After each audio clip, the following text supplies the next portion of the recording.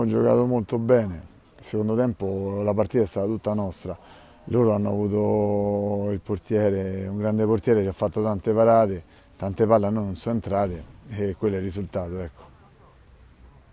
Forse paghiamo un po' la sfortuna perché i tiri ci sono stati, le parate di Bernardo ci sono state, sicuramente ci siamo sbilanciati per andare a riprendere il risultato e lì abbiamo preso i gol, ecco. De Bernardo ci ha neutralizzato tanti gol. Purtroppo Graniero non ci è riuscito a metterla dentro, questo è il risultato.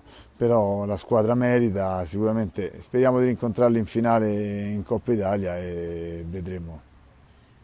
Sì, abbiamo questa semifinale col Football 8, i ragazzi ci sono, sicuramente i play out speriamo di non farli, ecco, io spero in questo, ma ci sono ancora 7 partite avanti, se le vinciamo tutte può darsi che arriviamo pure a fare i playoff, ecco. Arrivederci.